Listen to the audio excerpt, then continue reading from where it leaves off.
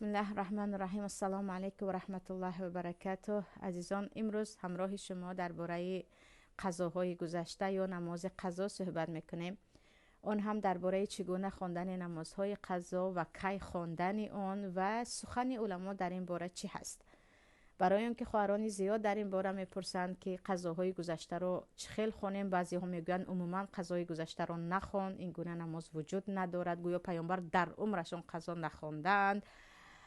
در این باره نظر شریعت چه هست؟ پیش از همه اگر به صحیح بخاری نگاه کنیم، در ما حدیث انس بن مالک است که پیامبر صلی الله علیه و سلم میگویند من نسی صلاة فلیصلیها اذا ذکرها فلیس لها کفاره الا ذلك. هر کسی که نماز رو فراموش کرد، در صحیح مسلم آمده است که یا خوابش برد یا خواب کرد و از نماز غافل ماند یا که فراموش کرد، هر وقتی که به یادش زد حتما آن نماز را بخواند و آن نمازی که به خاطر فراموشی یا خواب نخوان، کفاره اش یعنی جبران آن فقط خواندنش هست. یعنی پیامبر گفتن شما حتی فراموش کنید نماز را، که در شریعت اصلا برای فراموش خاطری گناه نوشته نمی شود. مثلا اتفاقی است، حتی در باب نماز پیامبر گفتن نماز را اگر فراموش کنید، کفاره اش آن جبران آن فراموش خاطری شما یا که خوابتان برد و در بامداد مثلا در روزهای دراز تابستان خسته نتوانستید که شبها خیلی کوتاه هستند، شما همون لحظه‌ای که به یاد آوردید بخوانید. یعنی حدیث صحیح در بخاری هست که پیامبر امر میکنن که نمازی که حتی از روی فراموشی نخواندی بخوان.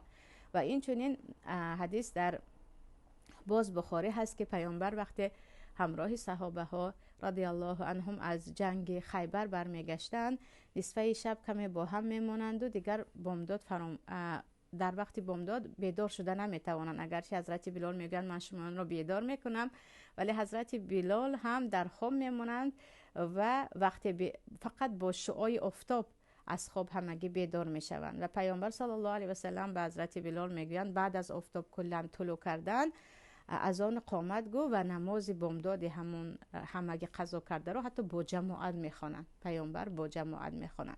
و اینچنین در جنگ خیبر هم به خاطر اینکه دشمن داشت از هر طرف هجوم میکرد و خیلی حالت مسلمان ها وزمین بود، پیامبر صلی الله علیه و سلم در بخاری صحیح بخاری آمده است که نماز عصر رو قضا میکنند و میخوانند و یک بار شام رو میخوانند.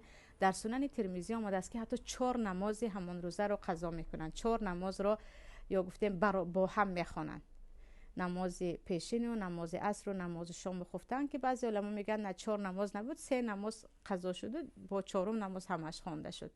معنای حدیث این است. یعنی پیامبر این نماز قضا رو خوانده بودند و حدیث در صحیح هست، در بخاری هم هست، در دیگر مسلم هم هست و ما گفتن نمیتوانیم که در عمرشان پیامبر قضا نخواندن. این گپ رو اصلا گفتن نمیتوانیم. اکنون از روی فراموشی رو چه خیلی گفتن پیامبر بخواند گفتن، اما از روی تنبلی یا بی‌پرواگی که خواهر و برادران تاجیکستانی ما یا حتی خود مسلمان های هم هستند که سالها در نماز بی‌پروا بودن، بعدن میخوانم یا اینکه من حاضرش به نمیخوانم یا اینکه انشاءالله میخوانم، گویان چندین سال نماز نخواندن، یا اینکه به خانه میارن که من اصلا این گونه نماز از فرض الله و حتی ترک کنندش را بعضی علما از دین خارج می شود یا کافر می شود را نمیدانستم. اینها چی؟ آیا نفرانی که سالهای دراز 10 سال و بعضی ها 20 سال و بعضی ها مثلا چندین سال نماز نخواندن قضا میخوانن یا نه؟ قضا میخوانن یا نه؟ در نزد 4 مذهب، از مذهب ابو حنیفه رحمت الله علیه شروع کرده 4 مذهب اهل سنت، کسی که به خاطر تنبلی و بی‌پرواگی حتی تماما گفتیم نادانی نمازش را نخواند، او باید بخواند. او باید نماز 10 سالش باشد هم بخواند، نماز 15 ساله باشد هم بخواند. در نزد 4 مذهب اینها میگن آخر پیامبر صلی الله علیه و سلم گفتن نمازی که فراموش کرده بخوان، در حالی که فراموشی در اسلام گناه نیست. پس از روی تنبلی و بی‌پرواگی نخواندی گناهی وای 100 بالا هست، گناهی وای 100 بالا است که فراموشی اصلا گناه ندارد. و پیامبر گفتن تو جبران آن فراموشیت خواندنش هست، برای همین تو باید همان نماز رو بخوانی، همون چندین سالت رو هم باز توبه کنی که تو این فرض الله رو انجام ندادی که چه خیلی میدونیم از فرض‌های پنجگانه اسلام نماز می باشد. یعنی در نزد 4 مذهب یگانه بعضی علما هستند که اساساً در گوگل یا در اینترنت که فتوای ابن باز زیاد می آید، این بعضی برادرانی که فقط با کتاب دست نمیزنند و به اینترنت سوال را نوشته به مردم فتوا میدهند. وقتی به اینترنت نوشتید که آیا قضاهای گذشته رو از روی تنبلی نخوندی میخونی، یک بار فتوای شیخ ابن باز میبراید که میدونید که شیخ ابن باز از مفتی دیار سعودی بودند و خیلی یعنی سخنهایشان علل خصوص در عربستان سعودی بین مردم مشهور است. تمام فتوای ایشان میبراید. یک بار فتوای ایشان در یکم دویم چی میستد قطار میستد که در آنجا میگن نه به نمازی که از روی تنبلی هم نخون اصلا مسلمان نیست.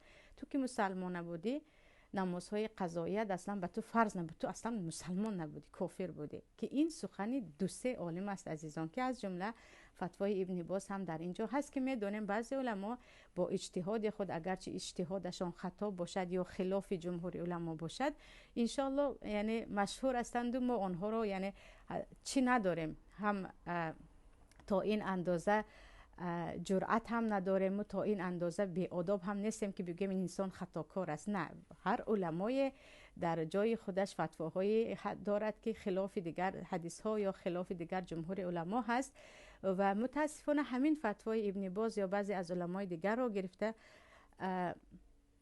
این بعضیا میگن نه عموما تو وقتی که نماز نمیخونی مسلمان نبودی، تو کافر بودی، برای همین قضا نخوان. لیکن این قول خلاف جمهور علمای 4 مذهب است که به نماز از روی تنبلی نمازهای نخوندهش و کافر نبود، او مسلمان بود، مسلمانی که در گناه کبیره آلوده شده بود و باید این قضاهایش رو بخواند، باید این قضاهش رو بخواند برای اینکه او قرضدار است نزد پروردگار. و چگونه که زنی که درباره حج مادرش میپرسد، حدیث در صحیح هست، پیامبر میگن مادرت از الله قرضدار است و اگر از یک انسان قرضدار میبود تو خواه نخواه اون قرض رو پرداخت میکردی، قرض الله که اولاتر است. برای همین عزیزان در نزد 4 مذهب چندین ساله قضا رو باید بخوانید، نه با توبه تمام نمیشود. هم قضاش رو میخوانید. در تفسیر امام قرطبی هم آمده است که از گناهایی که فقط توبه کفایه نیست، هم توبه میکنی هم قضایش رو انجام میدی. یکی قضای روزه است، یکی قضای نماز است، یا وقتی پول مردم رو گرفتی که با توبه نمیشود، هم توبه میکنی هم پولی رو برده میدی. قضای الله یا قرض الله هم اولاتر است، یعنی باید تو بخونی. 10 ساله رو 15 ساله رو تقسیم کنان در کتاب های امام مالک آمده است که اگر هیچ در یادم نگویی تقریبا حداقل تقریبا که چند سال نخوندی شمارش را حساب میکنی و هر روز اگر 2 تا قضای یک روزه یعنی 2 روزه قضا رو بخواند انسان در 5 سال 10 سالش را تمام میکند، در 10 سال 20 سالش را. و اگر از دنیا رود هم او دیگر در نزد پروردگار که من در نیت بودم و در عمل بودم و عمر به من وفا نکرد، او با خود عذر دارد از اینکه به حضور بنشینیم پروا نکنیم که ما چندین ساله قضا داریم. و در مسئله کی خواندن نماز قضا یا چه خیل خواندنش، درباره کی خواندن قضای نمازها در حتی فقه مذهب ابو حنیفه رحمت الله علیه هم 2 قول است که مشهورش، یعنی 2 قول است. مشهورش این است که در 3 وقت کراهیت نمیخوانید، در 3 حالتی که نماز مکروه است، نمازهای نافله، آن هم بعد از بامداد رو خوندن تا کاملا آفتاب برآمدن، پیشین 10-15 دقیقه و بعد از نماز عصر تا وقت شام. این 3 وقت کراهیت هست. حدیث عبدالله بن عباس است که در این وقتا میگن قضا رو نخونید. اما بعضی از علما هم هستن در مذهب ابو حنیفه رحمت الله علیه که میگن نه، قضا فرض گردنت هست، در همه این حالت ها خواندن میتوانی، که قول جمهور علما هم این است. یعنی بقیه تمام علمای مذاهب اهل سنت میگویند قضای نمازها یگان وقتی کراهیت ندارد، تو باید در همه حالت قضایت رو هر چه زودتر تمام کنی و تو اگر حتی در وقت نو آفتاب برآمدن نماز قضا بخونی هم یا بعد از تا شام هم چند قضا بخونی گناهکار نمیشوی. و عزیزان این مسئله خیلی وسیع است. یعنی شما اگر در همین 3 حالت کراهیت وقت من قضا نمیخوانم گفتید بوک ندارد، یکی خوندید هم بوک ندارد. مسئله فقه تا جایی نیست که خیلی گناهکار شوید، انشالله بوک ندارد. با کدام قول بروید هم که در اینجا مسئله خیلی وسیع است و چه خیلی گفتم در مذهب ابو حنیفه رحمت الله علیه هم حتی علما در این مسئله به 2 گروه تقسیم شدن. اما طرز چه خیل خواندنش اگر همین روزه نماز قضا داشته باشه سنتش رو هم خوانید بهتر است، چگونه که پیامبر صلی الله علیه و سلم سنت پیشین همون روزه رو که به خاطر گروهی که مهمان آمده بود با عرض اسلام نخوانده بودن، بعد از عصر خوانده بودن که حدیث در صحیح هست، اما چندین ساله رو سنت‌هایش رو نمیخونید. یا همین روزه رو هم اگر قضا کرده سنتش رو نخونید هم گناهکار نمیشوید، مثل فرض که نیست. چندین ساله قضاهای گذشته رو فقط فرضش رو میخونید، فقط 2 رکعت فرض بامداد، 4 رکعت فرض پیشین، 4 رکعت فرض عصر، 3 رکعت فرض شام، 4 رکعت فرض خفته، فقط فرضهایش رو میخونید. ویتر در مسئله ویتر در مذهب ابو حنیفه رحمت الله علیه میگن ویتر رو هم خونید که ویتر نزدیک به فرض است. در مذهب ابو حنیفه رحمت الله علیه ویتر رو خوندید خوب است، اما یکی نخوندید هم انشالله، چون در نزد دیگر علما سنت مؤکد است انشالله باقی ندارد. مهم شما سنت ها رو نمیخونید. و بعضی از خواهران هستند که میگویند من قضای 20 ساله دارم، 10 ساله دارم. عزیزان، و اینها لکبیره الا علی الخاشعین میگه الله درباره نماز. آدمایی که وقتی محبت الله، ترس از الله در قلبتان هست، که مؤمن باید هم ترس داشته باشد، هم محبت داشته باشد، امید داشته باشد، انشالله در خواندن قضاهای نماز اصلا شما تنبلی نمیکنید. خود پروردگار کمکتان میکند و برعکس هم قلبتان آرام میشود و هم خیلی که انسان در گردنش قرض از یک انسان پول زیاد قرض دارد، خیلی وزمینی میکشد، باری گران گویا در بالای سرش هست، با خواندن قضاها هم آرامش و هم سبکی می آید. و برای 2 رکعت نماز شاید 2 دقیقه بعضن وقتتون رود، شاید برای 4 رکعت بعضن اگر کم تیز قضا رو خوانید 3 دقیقه وقتتون رود. انشالله با در یک روز 3 روزه قضا رو هم انسان میتواند بخواند، هم برکتی عمرش هست، هم خیلی گفتم قرض های در گردنش بوده خلاص می شود. و از اینکه مثلا فتوا دهیم که اصلا قضا نخونید شما مسلمان نبودید، یعنی مردمی هستن که هم قضا رو نمیخونن هم پروای ندارن، در حالی که خیلی گفتم پیامبر صلی الله علیه و سلم حتی نفری فراموش کرده رو میگن قضاوت رو بخوان. یگانه در کتاب های مذهب حنفی آمده است که ابو حنیفه رحمت الله علیه روایت ها دارن که آدمی که سالها بیهوش بود، روزهای دراز دیوانه بود، انا برای او وقتی به خود آمد این چندین وقت نمازهایش فرض نیست، چون که وی از روی بیهوشی بود، عموما هوش نداشت. یعنی یک روزه نمازش نه چندین ساله بود که برای او که در دست خودش نبود. اما چه خیلی گفتم در نزد جمهور علما اون نمازی که تو از روی تنبلی نخوندی گردنت فرض است.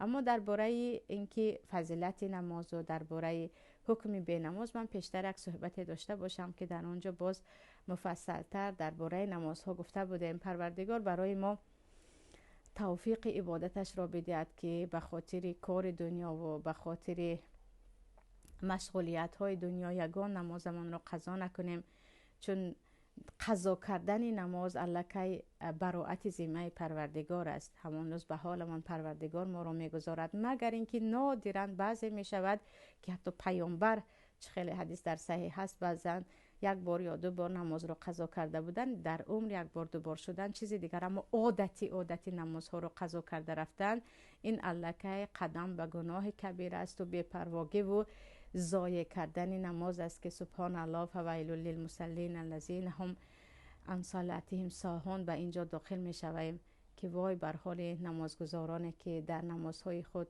پروا ندارند، دیر شده رفته استاده است، وقتش گذشته استاده است، ضایع شده استاده است، این گونه نمازخوان‌ها وای بر حالشان میگوید پروردگار.